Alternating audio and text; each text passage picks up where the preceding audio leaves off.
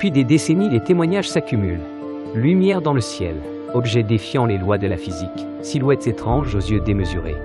On les appelle ovnis, ou plus récemment PAN, phénomènes aériens non identifiés. Le gouvernement ayant passé des années à décrédibiliser le phénomène, il n'a pas eu d'autre choix que d'en changer le nom une fois que le constat eut été fait que le sujet semble vraiment sérieux et qu'il mérite d'être traité avec respect. Pour simplifier, voir un ovni peut te rendre mûr pour un joli chapeau en papier alu, mais voir un PAN t'ouvrira les portes de services dédiés afin d'y faire ta déposition.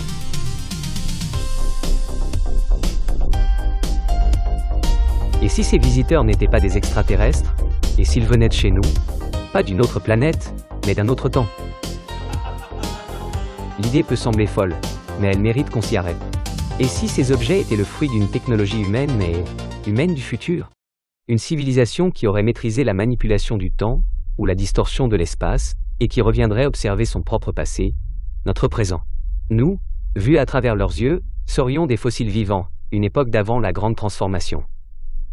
Après tout, la physique moderne n'exclut pas totalement la possibilité de voyage temporel. Certaines équations de la relativité générale laissent entrevoir des raccourcis dans l'espace-temps, des trous de verre capables de relier des points distants non seulement dans l'espace, mais aussi dans le temps. Alors, pourquoi pas?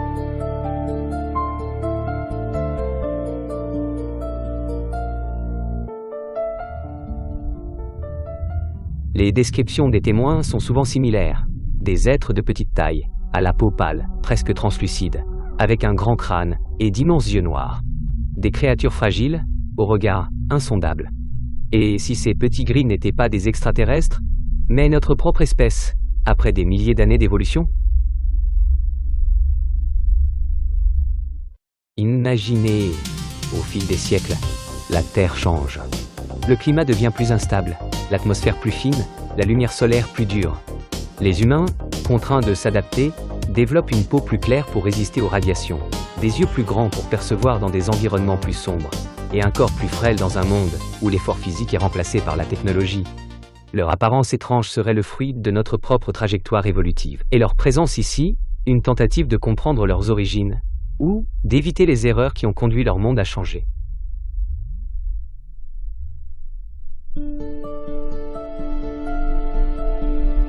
Mais si ces êtres viennent du futur, alors chaque rencontre, chaque observation, devient un miroir tendu vers nous-mêmes.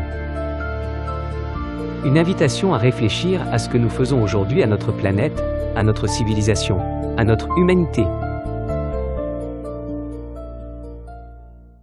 Sommes-nous en train de devenir ces êtres silencieux, détachés, rationnels, mais peut-être dénués d'émotions? Ou bien ces visiteurs du futur viennent-ils s'assurer que nous empruntions un autre chemin, plus harmonieux, plus durable? Car au fond, que l'on parle d'extraterrestres ou d'humains du futur, la question reste la même. Qu'allons-nous devenir?